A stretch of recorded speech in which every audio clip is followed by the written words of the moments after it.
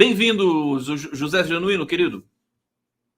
Bem-vindo, bom dia, Conde. Eu acho que o fundamental para o PT é a vitória do polo à esquerda, que nós estamos costurando em todas as capitais e em cidades que vai ter segundo turno.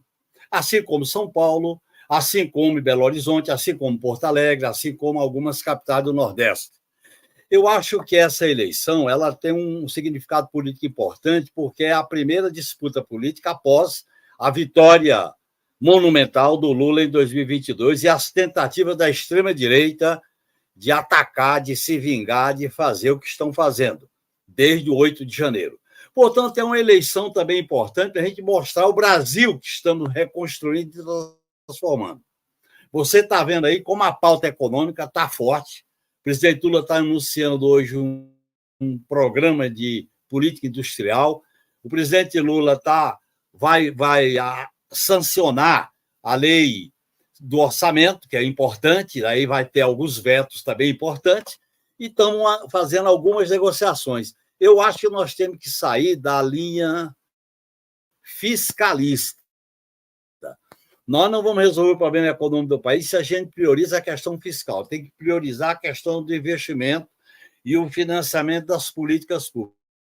O que o Lula está dando sinais da classe dominante através dos jornalões e através da mídia aberta faz uma campanha. Ora ataca por causa do Moro, ora ataca por causa da nota em relação à posição da África do Sul contra o genocídio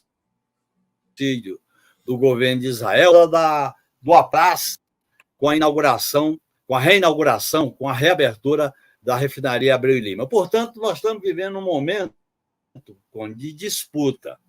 E eu acho que essa eleição, apesar de ser local, ela vai ser também uma oportunidade para que essa disputa sinalize a disputa de corações e mente para o projeto de transformação e reconstrução do país.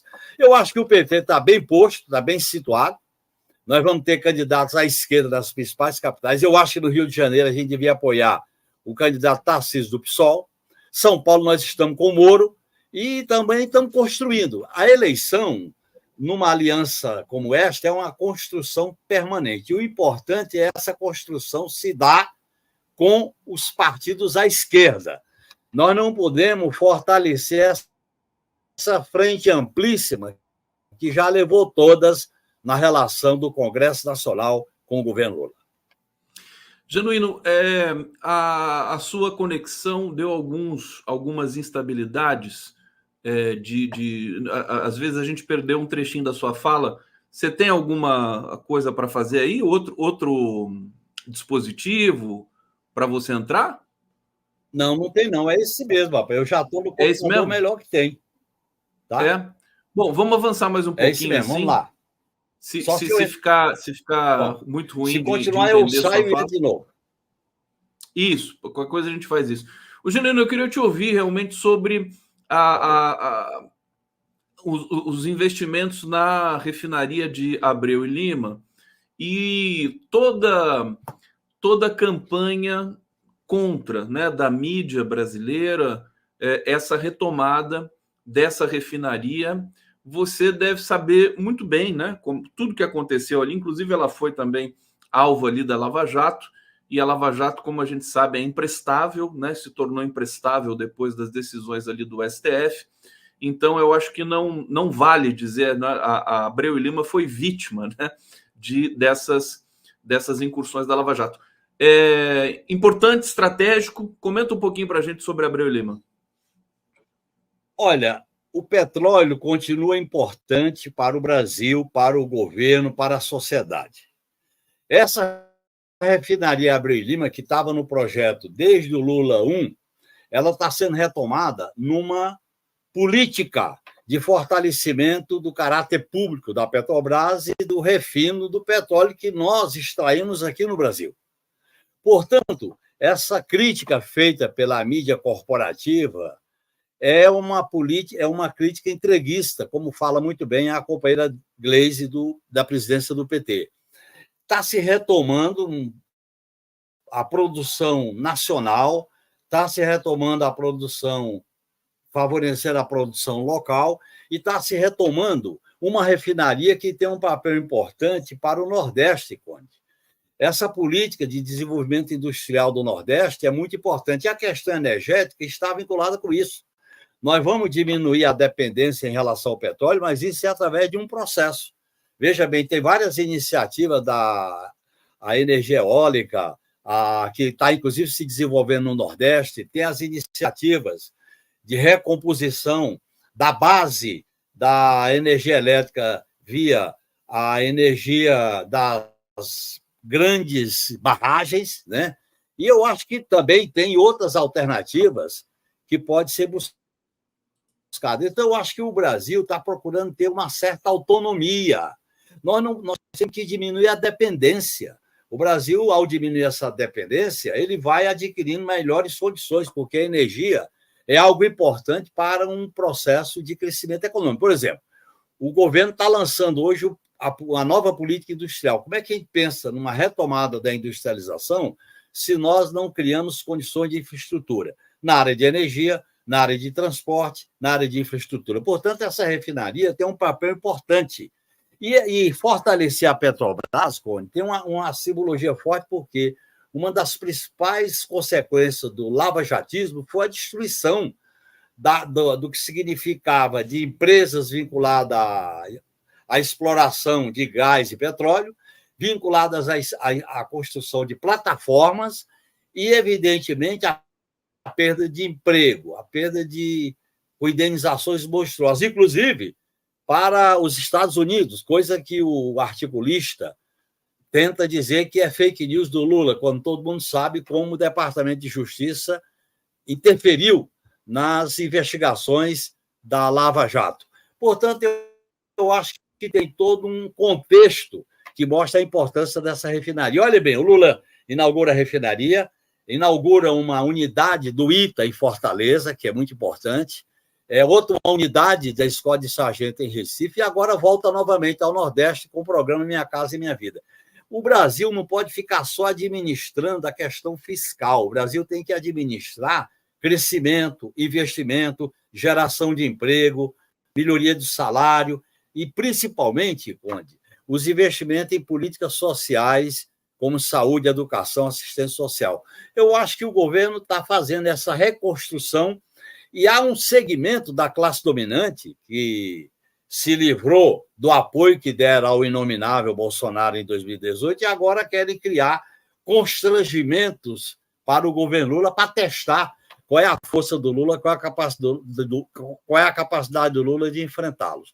Eu acho que está correta essa iniciativa do Lula, eu acho que a Petrobras tem que ser fortalecida e essa refinaria vai fortalecer. O Brasil investir em refino é importante, porque ele já a extração de petróleo e o refino é muito importante. Você extrair o petróleo e importar, você tem que diminuir essa dependência. E veja bem como a questão energética está no centro desse debate geopolítico do mundo. Então, acho que está correta a política do governo Lula em relação a reinaugurar a refinaria Abreu e Lima.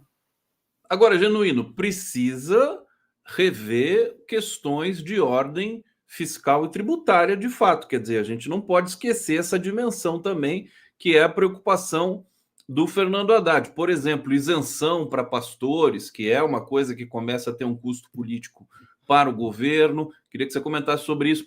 Também a questão da desoneração dos setores das empresas, os setores que mais empregam, supostamente, no Brasil. E isso também foi lançado numa MP no final do ano passado e agora está sendo negociada pelo Arthur Lira, o Rodrigo Pacheco, Fernando Haddad e o próprio presidente Lula. Eu só queria que você explicasse para a gente o seguinte: é possível a gente ignorar, digamos, esses gargalos que acabam ficando com a má gestão do qual o Brasil foi vítima? Não é possível, você tem razão. No caso da desoneração, eu acho que tem que negociar as condições, os setores e o prazo. E o governo, ao fazer essa negociação, está correto, devia ter feito quando o projeto de lei estava em discussão e votação no Congresso Nacional. A questão das isenções, eu acho que não tem como ceder esses privilégios para pastores, para religiosos. Aquilo que é provento, aquilo que é rendimento, aquilo que é salário tem que ser tributado como qualquer cidadão, como qualquer segmento da sociedade. Então, eu acho que, como eu defendo o Estado laico, como eu defendo o respeito às religiões e aos que não têm religião, como eu defendo a separação da religião do Estado, eu acho que deve-se buscar uma solução que não represente um privilégio para certo segmento, porque você sabe que há grupos econômicos e sociais no Brasil, não são só os religiosos, nem as empresas desoneradas, que estão passando pela desoneração, que são beneficiadas com incentivos, com determinadas contrapartidas. Isso tudo tem que ser revisto. Eu acho que o governo está disposto a rever isso. Agora, é uma negociação difícil, ela é pontual, assim como eu disse no passado e digo hoje, que as alianças elas são pontuais, até para buscar soluções pontuais para esse tipo de problema. Nós não podemos continuar lendo o que aconteceu na semana passada, quando as pesquisas indicaram que o segmento mais rico da população foi o que mais cresceu e concentrou renda em relação ao segmento da classe média, da classe trabalhadora e da população informal. Isso tem que ser enfrentado. O Brasil foi um avanço à reforma tributária, é verdade, agora, do ponto de vista da funcionalidade, da racionalidade. Mas a questão da justiça tributária ainda está para ser debatida, aprovada e discutida no Congresso Nacional, mas também na sociedade. José Genuíno aqui no 11 News, vocês estão acompanhando ao vivo. Aqui tem gente perguntando se é ao vivo. Claro que é ao vivo, 11 horas 15 minutos deste dia 22 de janeiro de 2024. O tempo vai passando, hein, Genuíno? Já estamos em 22 de janeiro de 2024 e temos que acelerar. Já foi um ano de governo Lula. Temos mais 3 para fazer muita coisa. Olhando para trás, a gente fez muito, mas olhando para frente, os desafios são enormes. Desafios enormes. Ô Genuíno, você foi alvo de praticamente de um ataque, né, da CONIB, que é a Confederação Israelita, né, do Brasil, por um comentário que você fez numa live do DCM, e eu queria que você falasse sobre isso aqui, inclusive se defendesse, porque eles acusam até de antissemitismo, quer dizer, a Confederação Brasileira Israelita no Brasil, qualquer coisa que se diga, né, contra Israel, eles acusam de antissemitismo. Explica para a gente qual que é o cerne da questão com relação, por exemplo, ao boicote que se dá no mundo todo com produtos oriundos aí de empresas, de empresários, né, israelenses. Como é que é isso aí para você? Olha, Conde, em primeiro lugar, eu quero repudiar radicalmente a nota da CONIB. E é a rota de fuga. Toda vez que se critica o governo de Israel, toda vez que se critica as ações do governo na faixa de Gaza e na Cisjordânia, eles botam a pecha como a rota de fuga de antissemitismo. Não tem nada disso. Você pode até criticar o sionismo, ser antissionista, mas ser antissemita, não. Pelo contrário, nós defendemos os direitos e a soberania, as reivindicações e a história do povo judeu. Mas aí é um debate político. Essa nota é inaceitável, porque ela busca, inclusive, interpretar de maneira parcial o que eu coloquei. O que eu coloquei? Que há um movimento de boicote no mundo. Aliás, experiência essa que já aconteceu com a África do Sul na época do Apartheid. Esse boicote é de empresas que servem ao Estado de Israel, de empresas que produzem a serviço da ação da guerra e de empresas de pessoas jurídicas judias.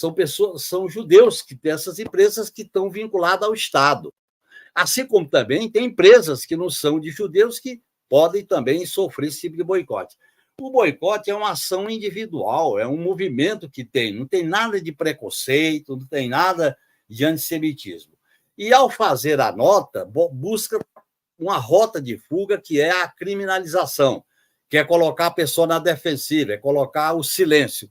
Isso não vai acontecer, evidentemente, porque a discussão começou com a posição do governo brasileiro, com a qual eu concordo, de estar ao lado da África do Sul na conceituação de crime de genocídio por parte do governo de Israel na faixa de Gaza e na Cisjordânia. É disso que se trata. Portanto, eu acho que a experiência de boicote é mundial, não é contra judeus, não é contra nada que tenha preconceito, como eles insinuam na nota. É uma questão política, as pessoas aderem de livre e espontânea vontade, tem uma experiência mundial, que eu repito, na África do Sul, portanto, essa rota de fuga, de conceituar como antissemita, isso não tem cabimento, não tem fundamento. Isso é uma posição fundamentalista, maniqueísta, que não vai calar minhas posições de crítica ao que está acontecendo na faixa de Gaza e na Cisjordânia por parte de uma política de assassinato, de destruição, uma política de intolerância por parte do governo de Israel. É isso que se trata. É incrível. Isso está claro nas manifestações. Pois não? Desculpa, não, eu só queria complementar o que você está falando, e já vou passar para você de novo a palavra. É incrível como a imprensa nativa, né, aqui no Brasil, como fala o Minucarta, né, a nossa mídia nativa, eles acobertam todo e qualquer abuso que Israel venha praticar. É uma coisa assim insana. O Fantástico, o dominical da Globo, por várias vezes foi denunciado pelo Walid Rabah, que é o presidente da Associação Árabe Palestina no Brasil, de matérias assim trazendo pessoas absolutamente suspeitas para falar sobre a questão árabe-palestina-Israel. Eu fico chocado. Eu achei que você foi vítima de uma movimentação muito forte. Significa que, evidentemente, você incomodou. Essa posição do governo brasileiro de chancelar a posição da África do Sul, você acha que ela pode marcar uma inflexão? Porque muita gente pede também que o Brasil corte relações com Israel. Olha, eu acho que pode significar, viu, Cone? Pode significar uma inflexão. Eu acho, inclusive eu falo isso no vídeo, que as empresas vinculadas à produção de recursos militares, à produção de equipamentos militares e de segurança, o governo deveria sustar os acordos, porque Israel produz, com a tecnologia sofisticada, produtos em relação à segurança e à questão militar. Eu acho que o governo deveria sustar os contratos nesta área, porque isso tem a ver diretamente com a guerra e com a política de extermínio na faixa de Gaza e na Cisjordânia. Assim como empresas de judeus que estão pelo mundo afora, e empresas de brasileiros que prestam apoio ao Estado de Israel, merece ser boicotada. Isso é uma ação política, não tem preconceito, não tem antissemitismo, não tem o que eles tentam configurar na nota. A própria mídia aberta, elas tentam tratar essa questão reproduzindo a visão ideológica do imperialismo ocidental europeu, que é o seguinte: é a guerra de Estado de Israel contra o Hamas, não é contra o povo palestino, é contra o Hamas, pegando aquele fato que aconteceu no 7 de outubro. Portanto, eu acho que há uma cobertura dirigida. E essa entidade, a CONID, ela se arvora a interferência em assuntos que o governo devia examinar melhor essa competência para ficar fazendo ameaças, tentar calar as pessoas. Eu acho que a situação vai se agravar, como tudo indica. Os fatos estão revelando, por exemplo, a força dessa posição de boicote nos Estados Unidos já é muito grande. Você viu as manifestações na Barcelona, 70 mil, Madrid, 50 mil esse fim de semana. Quer dizer, há um crescimento das manifestações. E você sabe como foi eficiente, na época do apartheid na África do Sul, como foi eficiente o boicote realizado, inclusive, em programações em eventos públicos esportivos em relação ao apartheid. Portanto, a humanidade não pode conviver com apartheid, não pode conviver com genocídio, não pode viver com essa guerra de extermínio. O próprio ministro Mauro Vieira deixou isso muito claro em entrevista ontem. E toda a minha discussão foi a partir do apoio à posição do governo Lula de respaldar a iniciativa da África do Sul. Portanto, essa é a questão clara, cristalina, que não tem nada a ver com antissemitismo. Pelo contrário, essa maneira de botar todo mundo no saco, todo mundo na cesta, é exatamente para facilitar aqueles que tentam não criticar o governo de Israel. Isso piora a situação, quer dizer, isso faz com que, de fato, você aumente ocorrências de antissemitismo pelo mundo. Isso, muitas pessoas estão preocupadas com isso nesse momento. Eu queria lembrar aqui, para todos vocês, o seguinte: assim que o governo brasileiro apoiou a ação da África do Sul, que a maioria esmagadora dos juristas com quem eu conversei considera impecável, genuíno. Foi assim, é um texto de 84 páginas, absolutamente histórico, né? Explicando, assim, detalhe por detalhe, os porquês, tecnicamente, Israel está cometendo um ato genocida ali em Gaza. O governo foi criticado. A gente teve uma carta do Celso Laffer, que foi enviada para o Mauro Vieira. A gente teve também manifestações da CONIB e outros setores da sociedade. Agora, o governo também foi defendido por um grupo de intelectuais que apoiou a decisão do governo brasileiro. Eu estou dizendo isso porque eu espero, e até posso articular também, eventualmente, um documento que te apoie, né? Porque você foi severamente perseguido. Acho que agora está arrefecendo, mas eu vi o ódio dessas pessoas com relação a uma fala sua que foi muito assim. Não achei que foi. Você falou, você relatou o que estava acontecendo pelo mundo. Você não estava fazendo nenhuma apologia, nada. Nada. E eu deixar bem claro que a minha fala, Conde, começou avaliando a iniciativa do governo brasileiro e defendendo a nota dos intelectuais e personalidades apoiando a política do Itamaraty e me opondo à nota que foi assinada também articulada pela CONIB em relação a criticar o governo brasileiro. Foi aí. Portanto, essa questão do boicote é uma política internacional, está se desenvolvendo em todos os países. E eu repito, isso não tem nada a ver com antissemitismo, não tem nada a ver com preconceito. Não, nós não estamos desrespeitando o povo judeu. Nós estamos fazendo uma crítica ao governo e a uma ação do Estado de Israel que está levando à destruição, à morte. Isso aí, quer dizer, ao todo, viu, são 25 mil mortos, 7 mil desaparecidos, 70 mil feridos, e nesse número tem crianças, mulheres, idosos. Aliás, a maioria é crianças. Crianças, e não se discute uma perspectiva de negociação e de paz. Portanto, eu acho que é necessário um amplo movimento democrático pela paz. Isso está no artigo 4º da Constituição Brasileira, princípios fundamentais, quais são os valores que orientam a política externa brasileira e a relação do Brasil com outros estados, e essa discussão tranquila. Não tem nada desse tipo de preconceito, de ameaça que essa entidade está fazendo em relação a várias pessoas, como fizeram com o Breno, como agora estão fazendo comigo. Exatamente, o Breno está enfrentando processos e tudo mais, mas ele está bravamente resistindo, está viajando. Eles querem calar essas vozes. Mas eles não vão calar essas vozes, porque há uma questão que é o próprio sentido da humanidade que está em jogo.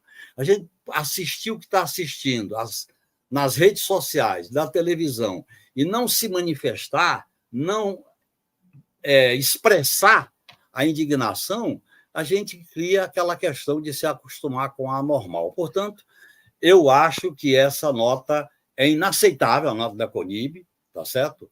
E a minha posição não tem nada a ver com posição antissemita, como eles tentam colocar, porque é uma fuga, como eu já te falei, é uma rota de fuga, não tem nada a ver. Portanto, nós vamos continuar de cabeça erguida discutindo essa questão de maneira soberana, de maneira democrática.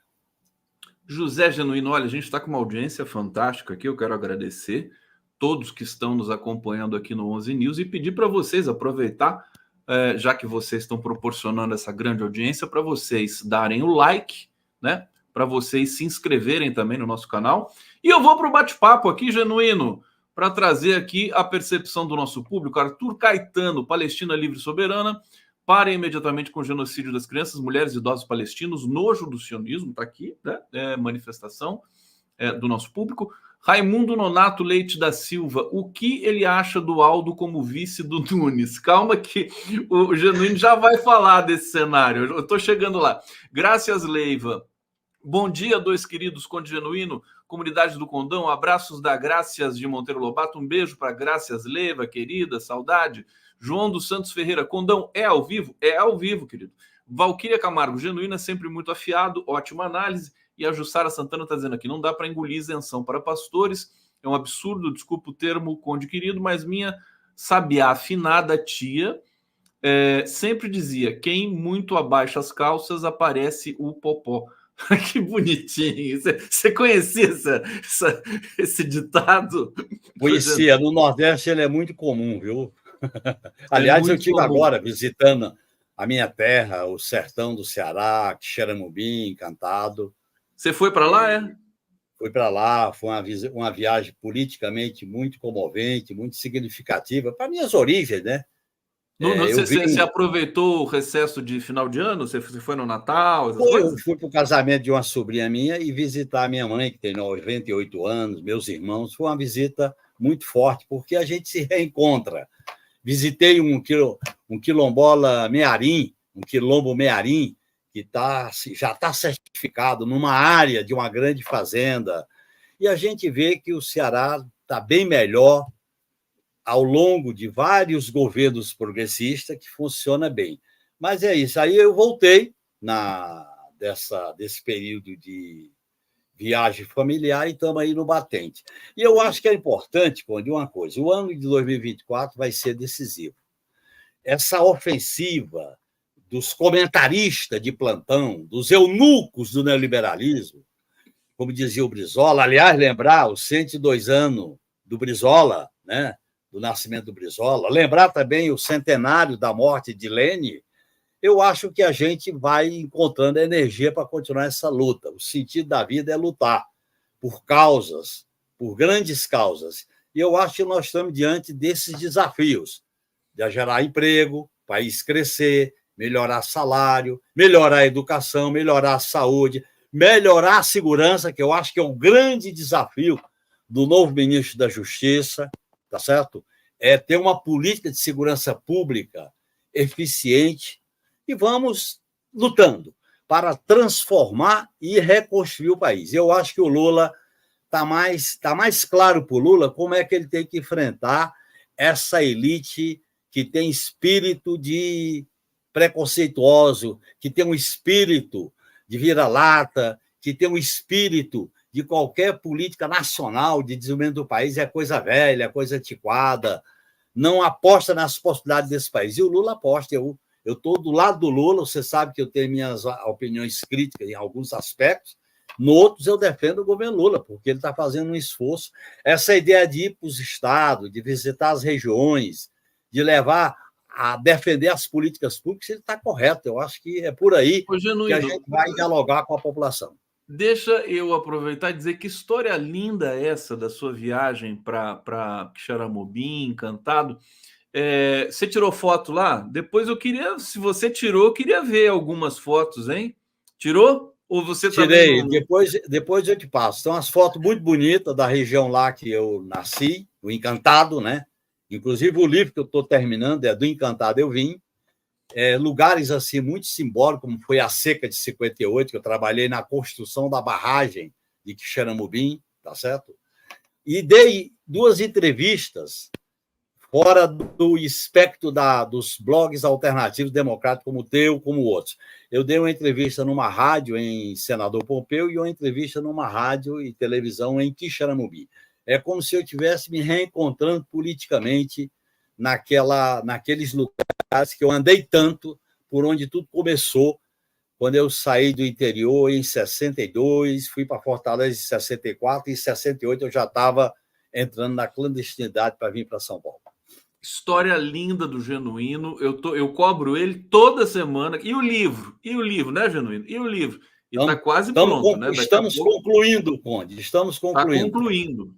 Ô, Genuíno, perguntaram aqui para você o que você acha do Aldo Rebelo como vice do Nunes, mas eu queria que você fizesse um balanço, inclusive, do cenário pré-eleitoral em São Paulo, com a Marta voltando para o PT. Acho que a gente não falou sobre isso, porque você, semana passada, não estava aqui. Eu vou falar, viu, Conde? Em primeiro lugar, eu já me manifestei em relação às opiniões do Aldo sobre as tentativas golpistas de 8 de janeiro, que era uma postura negacionista. Eu digo para você que eu fiquei surpreso em ele ir para o governo do Ricardo Nunes e ser apoiado pelo Bolsonaro.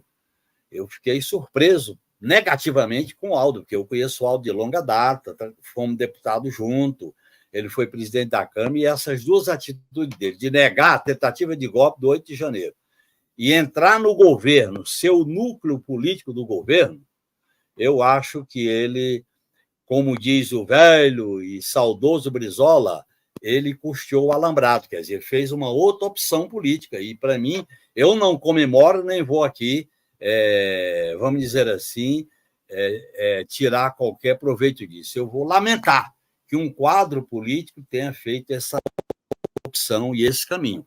Sobre as chances aqui em São Paulo, eu acho que, veja bem, eu tenho críticas a Marta se filiar ao PT. Eu acho que o que aconteceu com o impeachment, com a entrada dela no PMDB, com as posições dela, em relação, inclusive, à reforma trabalhista, as outras reformas da época do governo golpista do Temer, afastou a Marta de maneira muito profunda com os valores, com o programa do PT.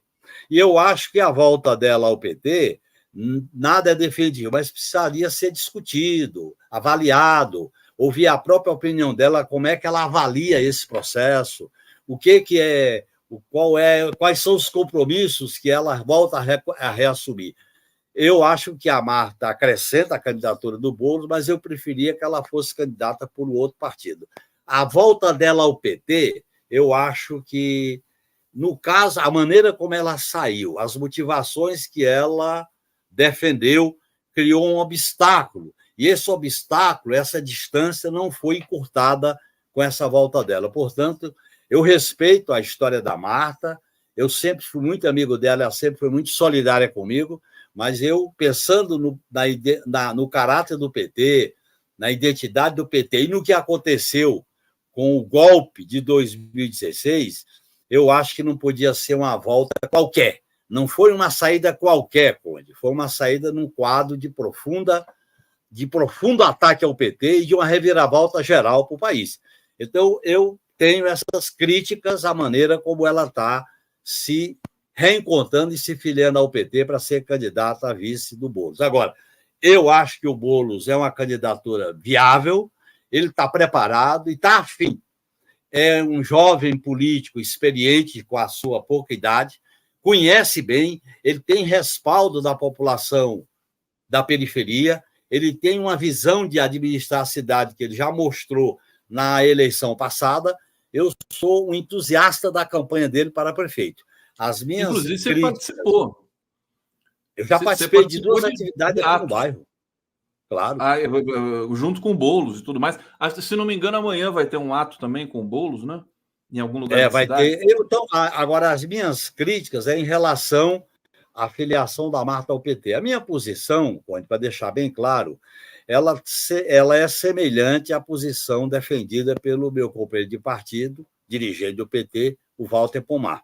Eu tenho as mesmas observações dele em relação à filiação da Marta, porque eu estou preservando aí, o PT é mais estratégico, o PT ele tem uma história, ele tem Agora, uma tem uma trajetória, história, ele tem desculpa, uma Genuíno, perspectiva.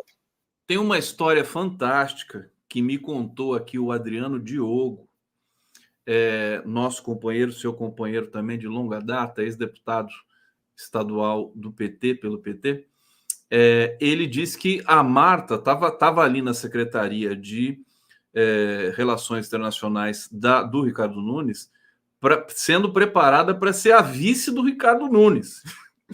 E que o Bolsonaro vetou o fato delas e a vice. E a partir daí, ela veio de novo para o ninho do PT. Quer dizer, isso só torna tudo mais curioso. Complexo.